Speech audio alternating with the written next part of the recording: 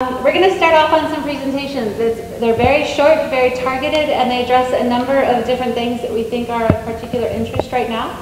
To start off with, we'd like to introduce the Affirmation of Core and Guiding Principles team to the stage, please. And while they're coming up, I would like to thank some of the organizers that worked on this evening. Carrie Carnahan has been a clear voice developing this and putting it into motion. And without her administration and her behind-the-scenes impetus, I don't think this would have worked out. She's really amazing. Come on, guys.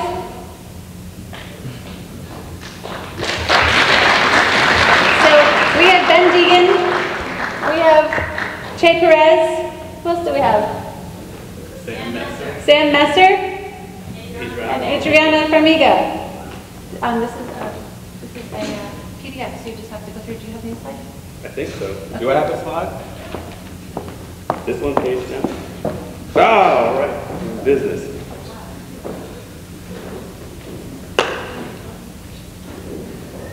Good evening, everybody. My name is Benjamin Degen. I am an alumnus of Cooper Union. I graduated School of Art, class of 1998. My wife, Hope Gangloff, is an alumnus of Cooper Union, School of Art, 1997. My mother, Christine Degen, Bostard, is an alumnus of Cooper Union, class of 1968. My father, Bruce Degen, is an alumnus of Cooper Union, School of Art, 1966. This school has given me a lot more than just a fantastic education. It's given me everything. And as an artist, as an educator, as a mechanic, and as somebody who feels that education should be completely free, I consider myself to be an intellectual descendant of Peter Cooper, a great-great-grandchild, and I feel compelled to do everything I can to sustain his institution and to sustain his legacy. And I'd like to speak tonight on a couple of the core principles, the principles that founded this institution, and the principles that have helped this institution evolve into what it is today. The fundamental principle of Cooper Union is free education.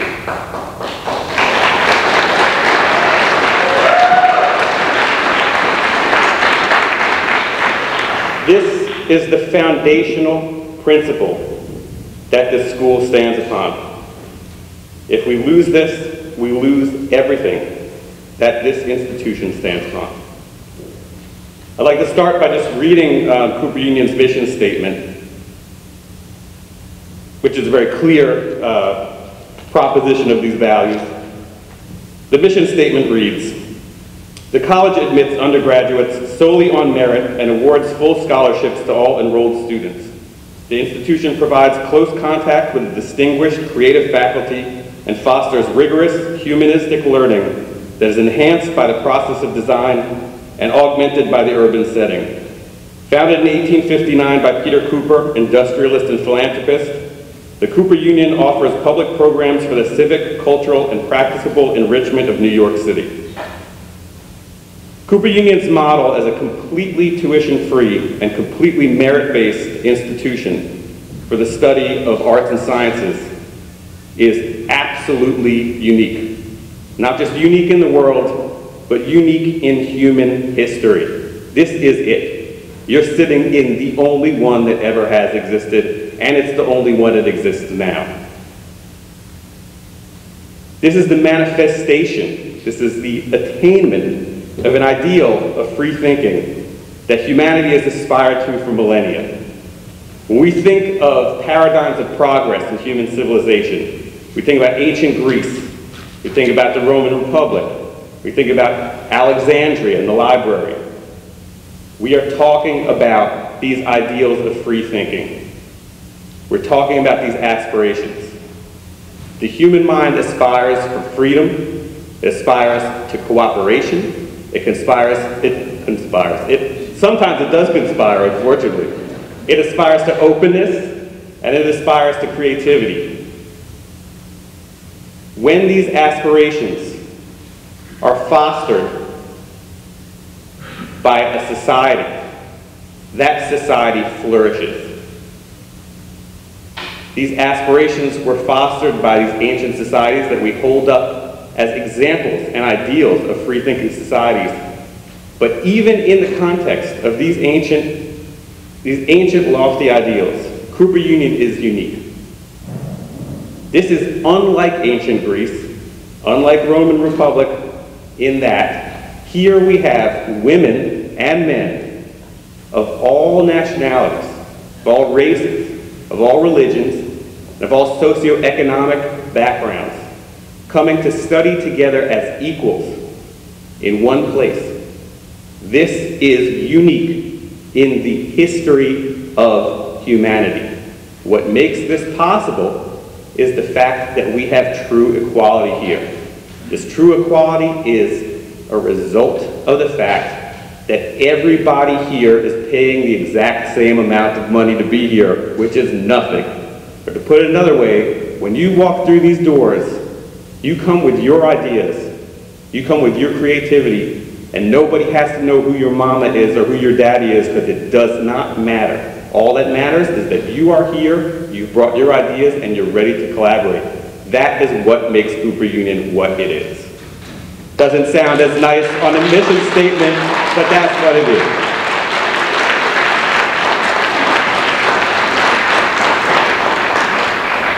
So why are we a school of art and science? You know, like, what does art have to do with science, right? Art and science is the dichotomy of applied reason. It's both sides of the coin. It's the method of taking a thought and making it into a thing. Taking an idea and crafting it into something in the physical world. This is what we do as artists and scientists, and I do consider architects to be artists and scientists. Maybe they're the middle. They're artists and scientists. That's what we do here at Cooper Union. That's why it's arts and sciences. Peter Cooper was coming from the time of the Industrial Revolution. This is an unprecedented time of technological advancement. And what he was seeing is that this application of applied reason was more powerful than ever before. And he realized that this was a force for progress. This was a force for progressing the human race. This was a force for bringing good to humanity. That is why he founded this institution. He saw technology and art as the way for us to take as a society, for us to collectively take our thoughts, our dreams, our wishes, and our needs, and actually build solutions. That is the purpose of this school. Now, we have a problem here. We have a lot of problems here. We have a financial problem here that seems to be the most pressing one. But luckily, we are builders. We are people who build solutions rationally. That's our specialty. I think we can handle it. You know, that is what we're here to do. That's what we've been educated to do. And Peter Cooper's principles of applying rational thought are as important now as ever. Not just here locally in the school to solve our financial problem, but universally. He founded this school in the Industrial Revolution. We are now in a new time of revolution. We're in a time of political revolution, like the Industrial Revolution. We are in a time of technological revolution, like the Industrial Revolution. We are in a time of digital information revolution. The ideas that Peter Cooper held as far as applying reason to better the world are as relevant now as they've ever been. You know, Peter Cooper was an innovator, and he knew that things were going to change. And he would be happy to see that the school has changed. It's changed a lot since he was here. We must change. We must change to keep the school applied and vital. We need to stay connected with new ideas and new thinking. But as we change the school, we have to hold on to the core values that give us our unique identity. So what our challenge is really is to figure out how to change and evolve the school, to progress the school without destroying it. It's a very delicate balance. Our new president, Jamshed Brucha, when he came in, he has a very difficult job to lead this school through a financially very difficult time. And I was heartened to hear him say that when he was looking for inspiration of how to do this, the first thing that he looked at was Peter Cooper's writings and Peter Cooper's ideas. And I think that's a great way to start, because Peter Cooper was a smart man and he's given us blueprints for a lot of useful things. This school is one of them. I heard President Brucha on the radio speaking about how in the beginning this school actually did have paying students. There were a few paying students at this school in the very early years. And Peter Cooper referred to them as amateurs. He referred to them as amateurs to differentiate them from everybody else who was here on a full scholarship. That's something that's changed a lot since then, and that's something that undeniably has changed for the better. I can tell you there have been no amateurs in this school for over 100 years. As an instructor in this school, I can tell you definitively there are no amateurs in this school now. What we have is a highly motivated student body that's working professionally, even at the undergraduate level. They are working at a professional level that you seldom see in graduate or postgraduate programs. We don't have amateurs here, and we don't have time for amateurism. This is a professional school. And I'm glad when I'm teaching my class and everything's moving along at the speed of light that I don't have to slow down my class and wait for a couple amateurs who are just along for the ride. I'm glad we don't have amateurs. You know, we don't need them at Cooper, and I'm glad that that's changed. Cooper's always changing. You know, it's modernizing, it's moving forward. We have a new building. It's great that we have a new building. We need to embrace new technology. But we need... We don't want that building. Okay, it's not a good... We have a new building. Let's leave it at that. We didn't ask for. I'm going to shut down our throats. You know, I didn't order it either, but it's there, and I don't have a bulldozer big enough to put it back in the box, so we're going to have to live with it, unfortunately. Mr. Knox, I agree with you, but, you know, what can we do? It's there. The word scholarship is tuition free. The word scholarship was invented a few years ago to shepherd us into this. Robbie, I'm on your team. I'm on your team. Let's work together here. I'm fully on my team. I'll buy you a drink after this. Hey, I don't say the anger. You preaching to the choir. You should ask my wife. I get home every day and kick the dog like for 5 minutes. Okay, well listen. I don't want to get caught up. Listen, we have to work generally together. I understand what you're talking about, details. We can't talk about that right now. Just generally, I have to say that the school has held on to anachronisms. You know, like we still have a round elevator. That's a complete anachronism that we hold on to. And we have to hold on to our foundational anachronism of being a full scholarship school. We must hold on to that. So what we need is realistic solutions. And realistic solutions really is based on replenishing our institutional endowment. We just need to replenish it. And what we need to do as alumni, I would say, is we need to show support for the school so that we can show the big institutional donors that this is a serious and vital institution that's worthy of support. Alumni giving will not solve the problem.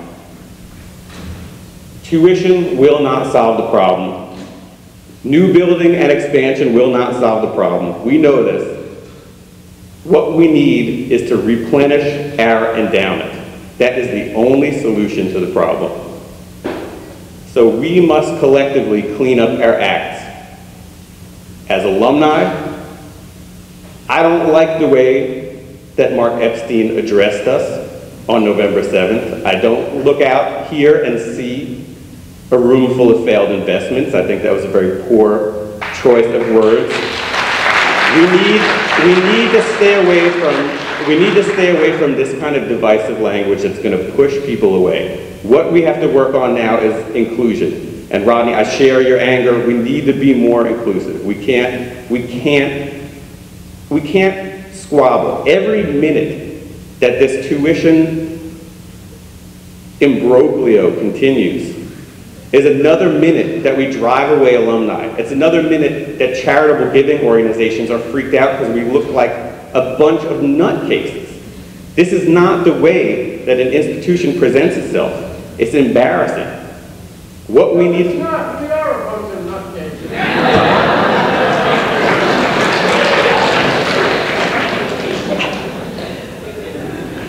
All right. Well, you know, I hear the bell ringing. In summation, I will say, we all sit here tonight as living proof that Cooper Union is vital and sustainable. The diversity in this room and the high level of creative and professional achievement that we have here is proof that this model works. It has worked for over a century. Every board of trustees and every president for the past century, through World War I, through World War II, through the Great Depression, through 12 recessions, has been able to do their duty and to sustain our endowment trust.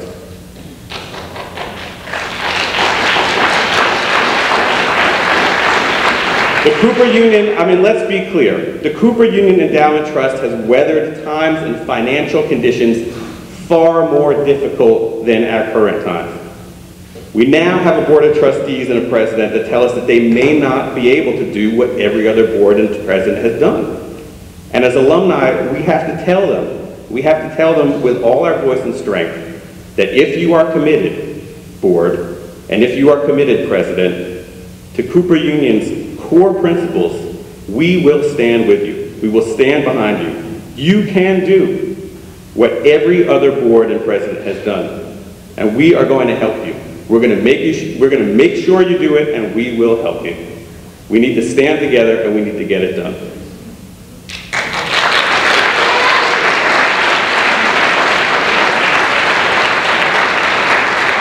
And they're going to tell you how and answer all of Mr. Knox's questions. Thank you.